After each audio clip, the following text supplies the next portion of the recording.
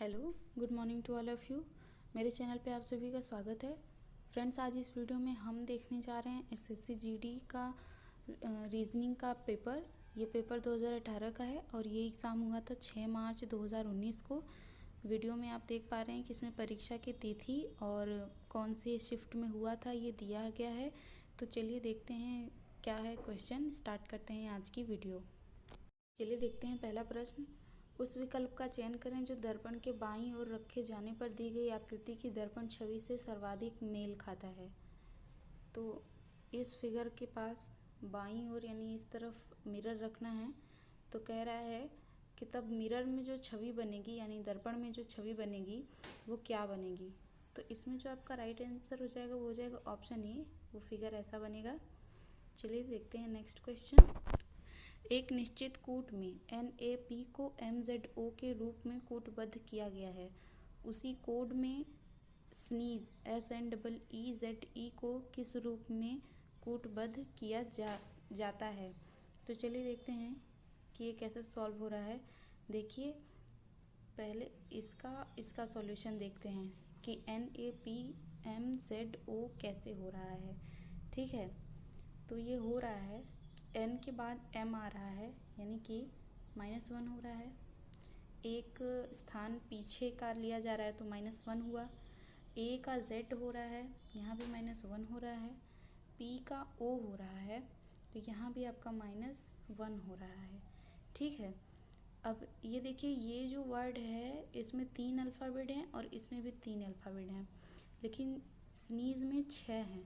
तो इसमें हम 3-3 का ऐसे डिवाइड करके तब सॉल्व करेंगे। ठीक है, चलिए देखते हैं ये कैसे सॉल्व होगा।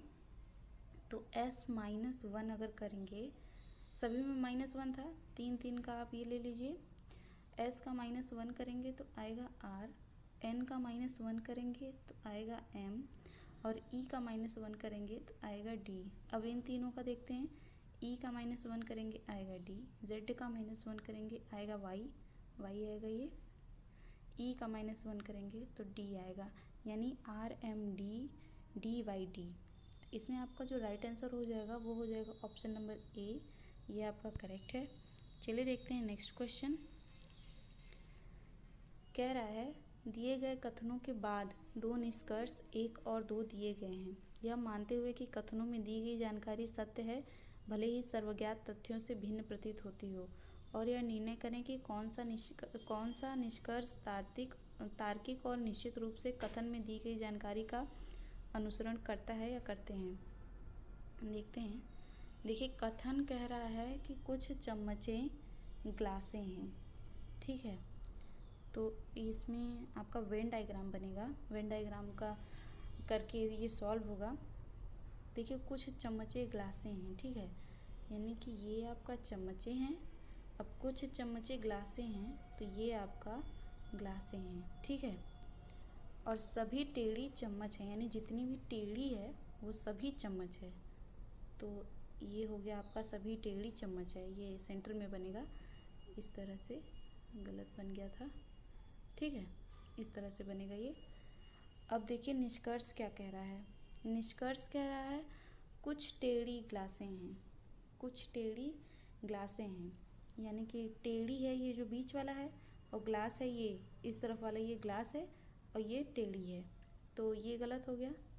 ठीक है, कुछ ग्लासें टेढ़ी हैं, वही बात हो गई।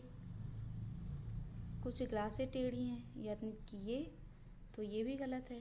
ठीक, तो चलिए देखते हैं ऑप्शन केवल निष्कर्ष 2 अनुकरण करता है, बी है केवल निष्कर्ष ए अनुकरण करता है, सी है ना निष्कर्ष ए ना निष्कर्ष 2 अनुकरण करता है। तो यही आपका राइट आंसर हो जाएगा। इसमें जो आपका आंसर से हो जाएगा वो हो जाएगा ऑप्शन नंबर सी।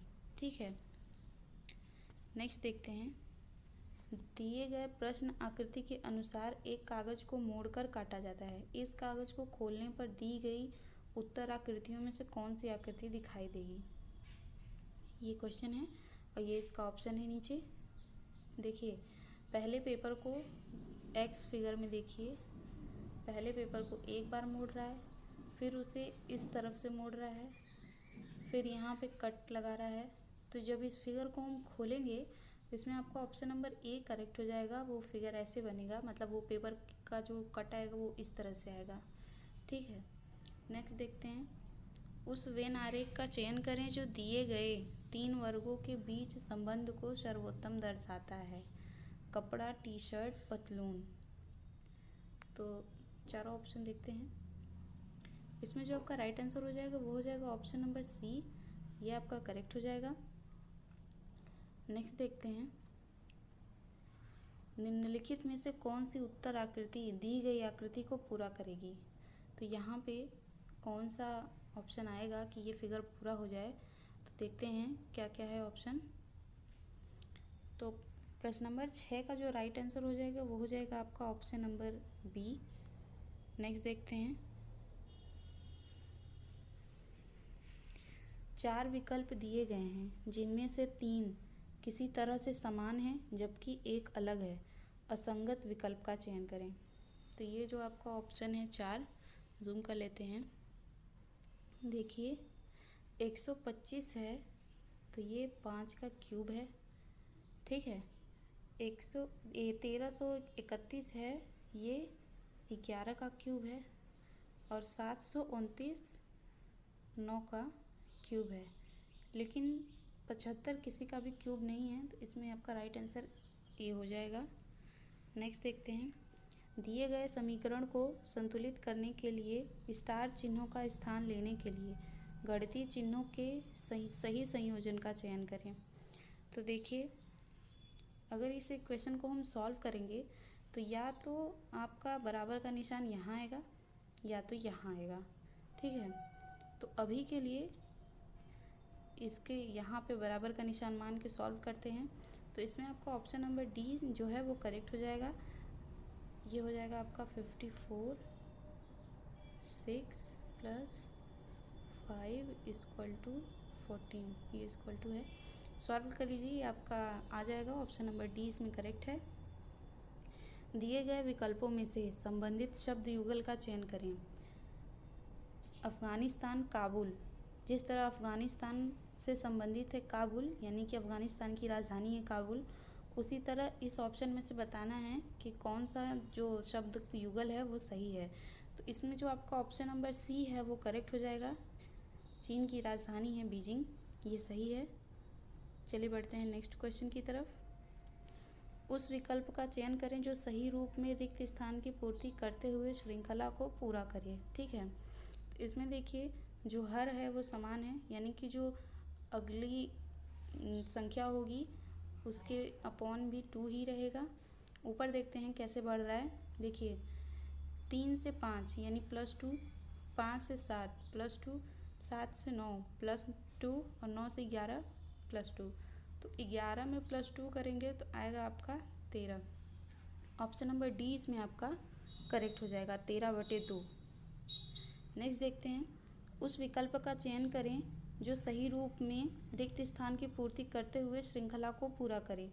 चलिए देखते हैं क्या हो रहा है। प्रश्न नंबर 11 देखते हैं कैसे सॉल्व होगा। देखिए, देखते हैं कैसे ये बढ़ रहा है। 21 से 43 कैसे हो रहा है। ये हो रहा है 21 × 2 + 1। ठीक है, फिर 43 से 85 कैसे हो रहा है। 43 × 2 - 1। ठीक, 85 से 171 हो रहा है × 2 + 1। 171 से 341 हो रहा है × 2 - 1। तो जो नेक्स्ट होगा वो × 2 + 1 होगा। ठीक है, तो 341 3 है × 2, ठीक, +1। इसको सॉल्व करेंगे तो आपका जो राइट आंसर हो जाएगा वो हो जाएगा ऑप्शन नंबर सी, 683 आएगा। ठीक है, ऑप्शन नंबर सी इसमें करेक्ट है। नेक्स्ट देखते हैं। नेक्स्ट है, यदि नमन को 1 2 3 2 1 के रूप में लिखते हैं और विनेश को 6 7 1 4 8 9 के रूप में लिखते हैं तो निमेश को किस रूप में लिखा जाएगा। तो देखिए, इसमें देखिए किस अल्फ़ाबेट के स्थान पे कौन सी संख्या आ रही है, इन दोनों ही शब्दों में देखिए, फिर ये वाला सॉल्व करेंगे। देखिए n के स्थान पे क्या आ रहा है। n के स्थान पे 1 आ रहा है, इसमें n है, यहाँ भी n के स्थान पे 1 है, विनेश में n है, उसके स्थान पे भी 1 है। ठीक है, तो n का हो जाएगा 1। i का देखिए, i का क्या है, विनेश में देखिए i का है 7, m का है, नमन में देखिए m का है 3, e विनेश में e का है 4, s का है 8 और h का है 9। ठीक, 1 7 3 4 8 9। तो प्रश्न नंबर 12 का जो राइट आंसर हो जाएगा वो हो जाएगा आपका ऑप्शन नंबर सी। नेक्स्ट देखते हैं। 6 बच्चे उत्तर की ओर मुख किए 2 पंक्तियों में बैठे हैं। उनके नाम हैं फूजी, यूकेन, यम और क्रिस, चार्ली, मैक। फूजी और मैक तिरछे विपरीत बैठे हैं। ठीक है, यूकेन ऊपर वाली पंक्ति में बैठा है और फूजी के तुरंत दाएं हैं। क्रिस मैक के बाएं से दूसरे स्थान पे है, जबकि यम और क्रिस समान पंक्ति में नहीं है। तो चलिए सॉल्व करते हैं। देखिए, थोड़ा इसको छोटा कर लेते हैं ताकि एक ही स्क्रीन पे आ जाए। 2 पंक्ति है, उत्तर की तरफ मतलब इस तरफ मुँह करके बैठे हैं। ये पंक्ति 1 है और ये है पंक्ति 2। देखिए, फूजी और मैक तिरछे विपरीत बैठे हैं। ठीक है, तो फूजी यहाँ है और मैक यहाँ है, इस तरह से ये तिरछे विपरीत बैठे हैं। ठीक, उसके बाद कह रहा है यूकेन ऊपर वाली पंक्ति में बैठा है और फूजी के तुरंत दाएं हैं। फूजी यहाँ है, इसका तुरंत दायां यहाँ है, यानी कि यहाँ पे कौन है, यूकेन है। ठीक है, क्रिस मैक के बाएं से दूसरे स्थान पर है। क्रिस मैक के बाएं से दूसरे स्थान पे है, यानी मैक यहाँ है, उसके दूसरे स्थान पे यहाँ आएगा, तो यहाँ आ गया क्रिस। जबकि यम और क्रिस समान पंक्ति में नहीं है, तो यम यहाँ आ जाएगा, ये यम हो गया। अब कौन बचा, चार्ली। तो चार्ली यहाँ बीच में आ जाएगा, ये यहाँ पे चार्ली आ जाएगा। ठीक है, अब कह रहा है, क्वेश्चन कह रहा है यम के तिरछे विपरीत कौन है। यम देखिए यहाँ है, इसका कलर चेंज कर लेते हैं, रेड कर लेते हैं। देखिए, यम यहाँ है, क्रिस यहाँ है। ठीक है, तो यम के तिरछे विपरीत है क्रिस, तिरछा विपरीत इसका इधर हो जाएगा। इसमें जो आपका राइट आंसर हो जाएगा वो हो जाएगा ऑप्शन नंबर बी। ठीक है, ऑप्शन नंबर बी।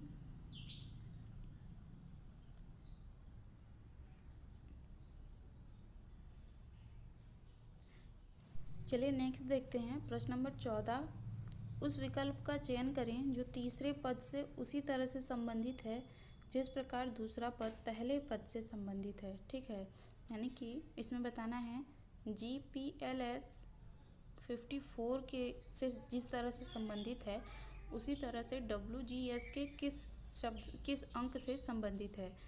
तो इसमें जो स्थानीय मान होता है वर्णों का, इंग्लिश अल्फ़ाबेट्स का, वो रख के ये सॉल्व हुआ है। ठीक है, तो GPLS, तो G का जो स्थानीय मान होता है वो होता है 7, P का होता है 16 + 16, L का होता है 12, ये प्लस है, और S का होता है 19। इन सबको सम करिए, आ जाएगा 54। तो देखिए WGS के कैसे सॉल्व होगा। तो W का जो स्थानीय मान हो जाएगा वो हो जाएगा 23, G का स्थानीय मान हो जाएगा 7, S का स्थानीय मान हो जाएगा 19 और K का स्थानीय मान हो जाएगा 11। इन सभी को जोड़ देंगे और आपका राइट आंसर आ जाएगा 60। ऑप्शन नंबर सी इसमें आपका करेक्ट हो जाएगा। नेक्स्ट देखते हैं, दिए गए विकल्पों में से संबंधित शब्द युगल का चयन करें। इसमें जिस प्रकार महीना संबंधित है वर्ष से, उसी प्रकार ऑप्शन देख के हमें बताना है। तो इसका जो राइट आंसर हो जाएगा वो हो जाएगा ऑप्शन नंबर सी, उसी प्रकार मिनट संबंधित है घंटा से। ठीक है, चलिए देखते हैं नेक्स्ट क्वेश्चन। क्वेश्चन नंबर 16, लुप्त समरूप संख्या युग्म ज्ञात करें। इसमें हमें बताना है कि 1000 जिस प्रकार संबंधित है 121 से, उसी प्रकार ऑप्शन देख के हमें बताना है कि कौन सा सही है। ठीक है, तो देखिए 1000 121 से किस तरह से संबंधित है। 1000 10 का, ये 10 है, 10 का क्यूब है और 121 11 का स्क्वायर है। ठीक है, तो उसी प्रकार इसमें आपको ऑप्शन नंबर डी करेक्ट हो जाएगा। 125 5 का क्यूब है और 36 6 का स्क्वायर है। ऑप्शन नंबर डी इसमें आपका करेक्ट हो जाएगा। नेक्स्ट देखते हैं, उस विकल्प का चयन करें जो सही रूप में रिक्त स्थान की पूर्ति करते हुए श्रृंखला को पूरा करे। चलिए देखते हैं इसमें क्या हो रहा है। FKPGMQHOR, तो इसके बाद क्या आएगा, तो चलिए देखते हैं कैसे सॉल्व हो रहा है।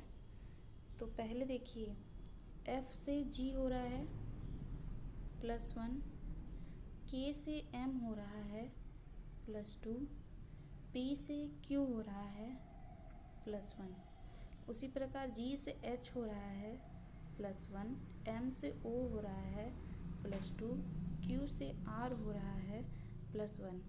अब H से +1 होगा। ठीक है, तो इसमें आपका हो जाएगा I, O +2 हो जाएगा Q और R +1 करेंगे तो आएगा S। ऑप्शन नंबर डी इसमें आपका करेक्ट हो जाएगा। नेक्स्ट देखते हैं प्रश्न नंबर 18। 4 शब्द दिए गए हैं जिनमें से 3 किसी तरह से समान है जबकि एक अलग है। असंगत शब्द का चयन करें। तो प्रश्न नंबर 18 में जो ऑप्शन है वो है असभ्यता, बी है लूट, सी है सेंध और डी है चोरी। तो देखिए, लूट, चोरी और सेंध ये सब एक ही चीज़ है और असभ्यता ये अलग है। तो इस प्रश्न का राइट आंसर हो जाएगा ऑप्शन नंबर ए। चलिए देखते हैं प्रश्न नंबर 19। नीचे दिए गए कथनों के बाद निष्कर्ष 1, 2 और 3 दिए गए हैं।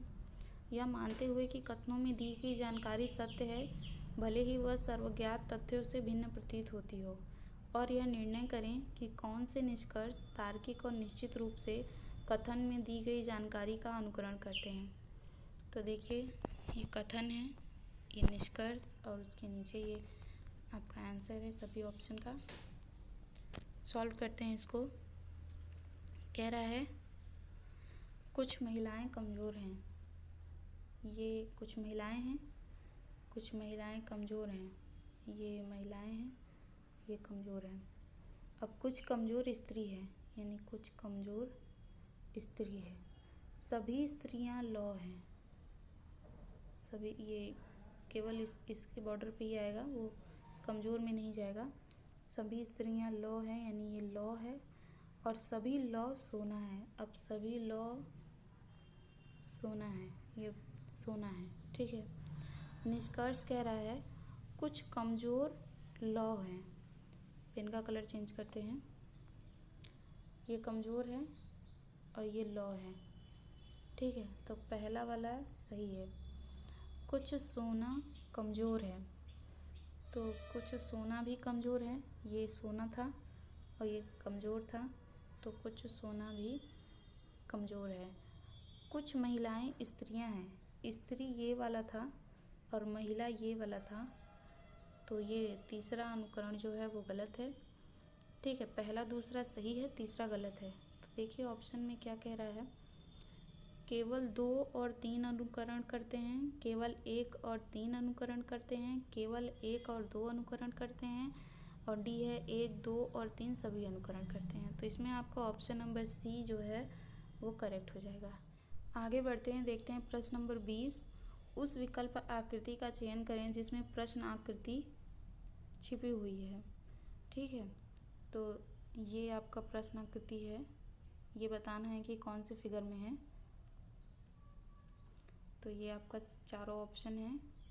इस प्रश्न का जो राइट आंसर हो जाएगा वो हो जाएगा आपका ऑप्शन नंबर ए। ठीक है, ये ऊपर वाला जो 2 है वो एक यहाँ आ रहा है और एक इसमें, ये सीधे में जा रहा है, और फिर यहाँ पे आपका ये और ये और ये। ठीक है, बन गया ना। ऑप्शन नंबर ए इसमें करेक्ट है। नेक्स्ट देखते हैं प्रश्न नंबर 21। 4 अक्षर समूह दिए गए हैं जिनमें से 3 किसी तरह से समान हैं जबकि एक अलग है। असंगत अक्षर समूह का चयन करें। तो देखिए कैसे सॉल्व होगा। प्रश्न नंबर 21, जे KNQ। तो देखते हैं कैसे है। J + 1 K हो जाएगा, K + 3 N हो जाएगा, N + 3 Q हो जाएगा। ठीक है, ऑप्शन नंबर बी देखते हैं, DEGJ। तो D + 1 E हो जाएगा, E + 2 G हो जाएगा, G + 3 J हो जाएगा। देखिए दोनों ही डिफरेंस है। C भी देखते हैं, QRTW। तो Q + 1 R, R + 2 T, T + 3 W। D भी चेक करते हैं, Y + 1 Z, Z + 2 B, B + 3 C।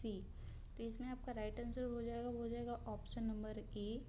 ये बाकी सबसे अलग है। चलिए देखते हैं प्रश्न नंबर 22। 35 बच्चों की एक कक्षा में अमेया की रैंक ऊपर से 6वीं है।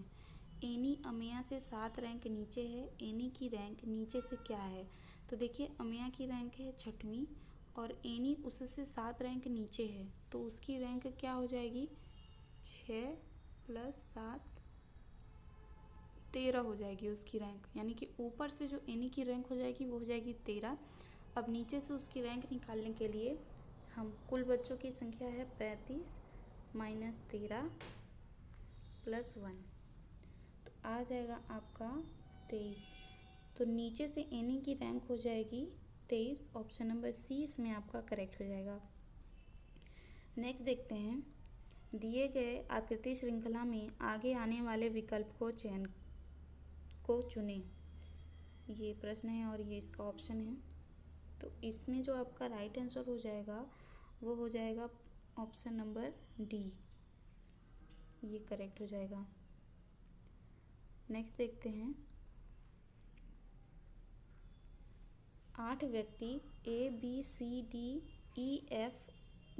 और H एक वृत्ताकार मेज के चारों ओर बैठे हैं। इसमें आपका बनाते हैं, डायग्राम बनेगा। वृत्ताकार मेज है ये, ठीक है, थोड़ा बड़ा बनाते हैं। ये है वृत्ताकार मेज, ठीक है। अब कह रहा है ए और बी केंद्र की ओर मुख किए हैं, ठीक है।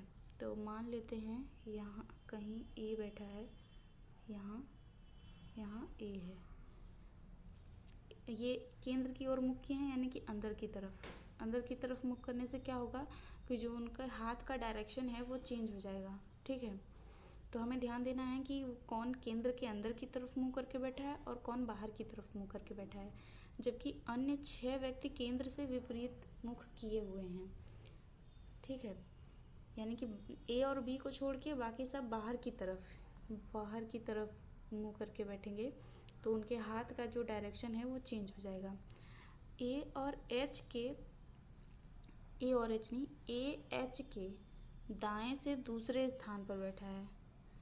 तो ए एच के दाएं से दूसरे स्थान पर बैठा है, तो एच आपका कहाँ आ जाएगा?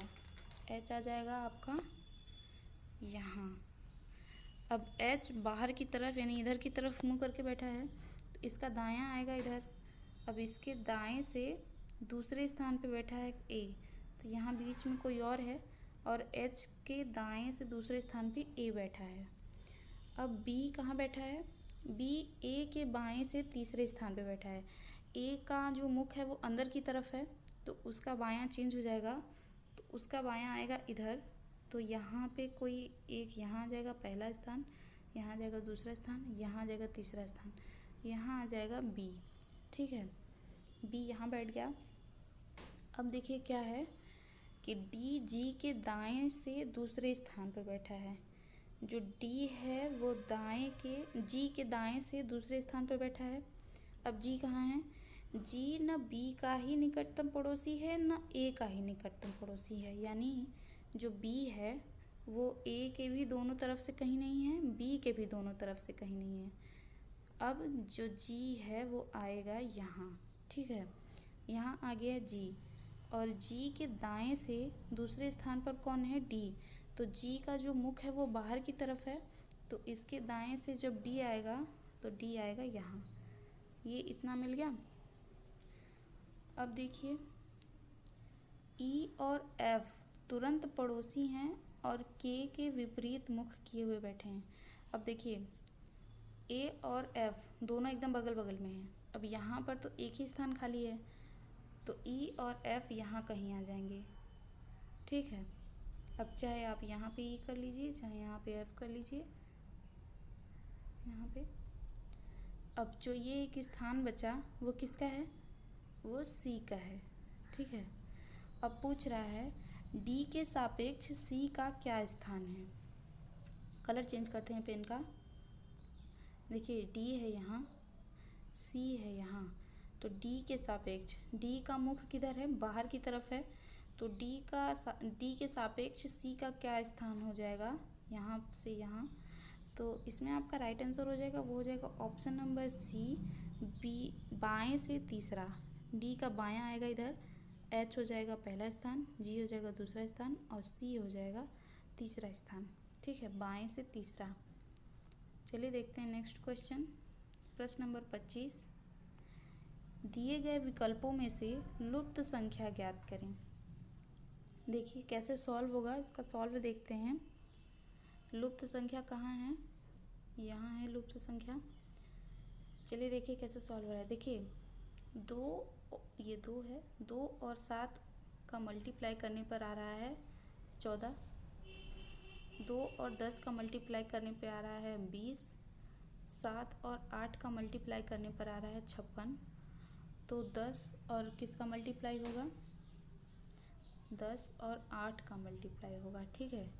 तो यहाँ पे आ जाएगा आपका 80। इसमें आपका ऑप्शन नंबर डी है वो करेक्ट हो जाएगा।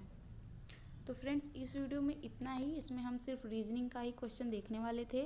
जीके और हिंदी इसी ईयर के पेपर का मैंने करा दिया है। नेक्स्ट वीडियो में हम इंग्लिश देखेंगे। अगर आपने अभी तक मेरे चैनल को सब्सक्राइब नहीं किया है तो प्लीज़ सब्सक्राइब कर लीजिए। हम इसी तरह के ढेर सारे previous year question paper solve करने वाले हैं, साथ ही हम प्रैक्टिस सेट भी सॉल्व करने वाले हैं।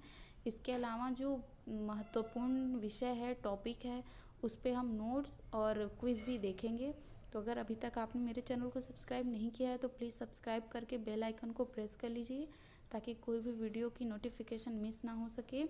इसके साथ ही आपके साथ अगर आपका कोई और दोस्त या भाई बहन एसएससी जीडी की तैयारी कर रहे हैं तो उनके साथ भी यह वीडियो ज़रूर शेयर करें, उनके लिए भी हेल्पफुल होगा। मिलते हैं आपसे नेक्स्ट वीडियो में, तब तक के लिए नमस्कार।